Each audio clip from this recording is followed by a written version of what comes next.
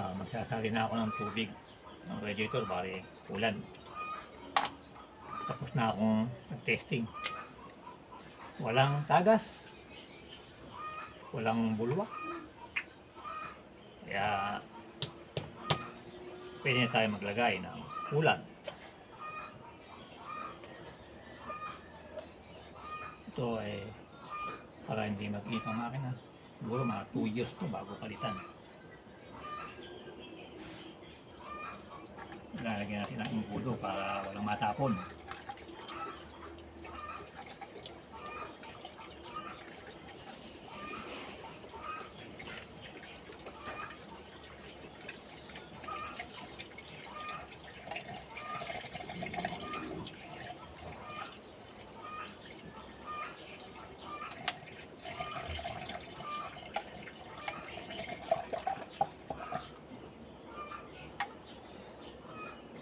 Ito nga pala kulay pink. Subukan namin ito sa loader. Mayroon kami loader na makalawang. Pinita namin ang kulang, 3 araw lang, kalawang uli. Kaya ginawa namin, na-overhaul uli. Ito na nga pilit namin.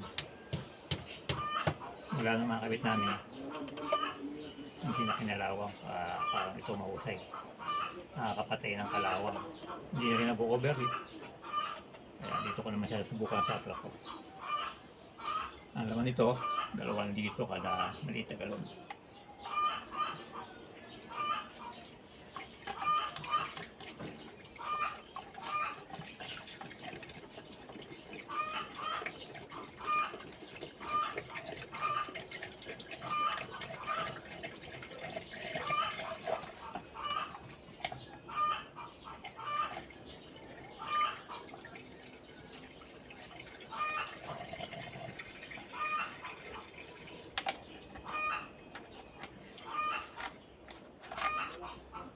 Hindi na nga pala ako nagbabanto ng tubig.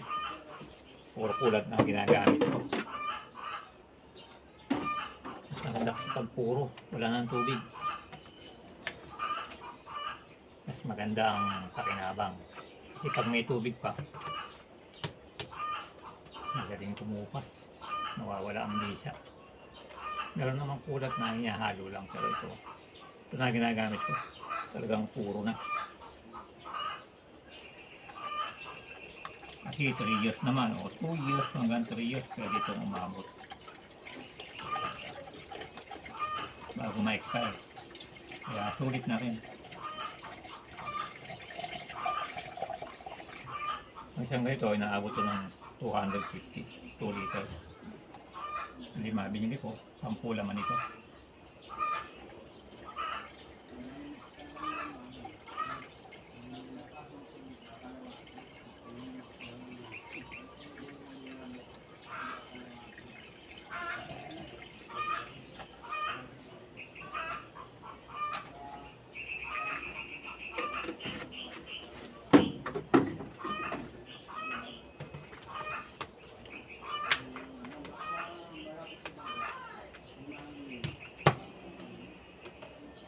Kaya sa inyo, makakapanood, bahala naman kung ano gusto nyo, klase ng kulan.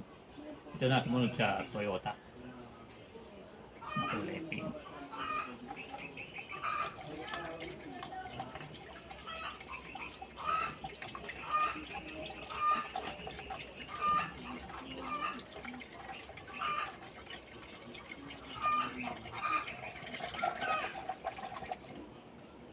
Sana makapromo ako dito sa long life kulan. Maka-discount.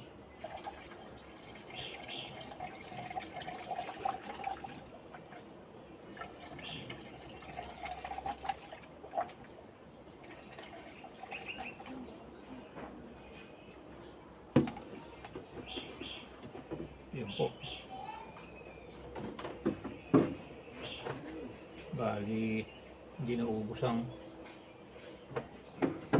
10, nakakawalo pa lang ako. Puno na. Nalagay ko naman yung 2 sa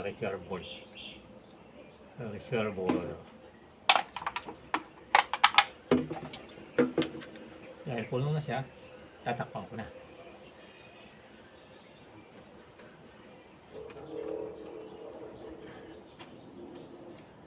Tatakpan ko yan at mamaya ako uli papaanda rin para ma-testing uli. Nalagyan ko muna yung reserve oil. Nasalinan ko na yung reserve oil.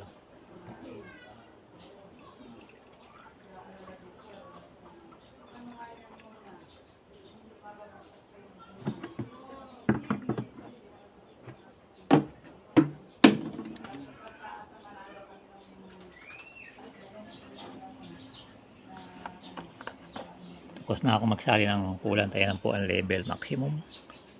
Kaya tatakpan ko na para mapaandar ko na uli ang makina at ma-testing uli. Buhos natin ang tubig para walang kulay pink dito. Walang maging mancha.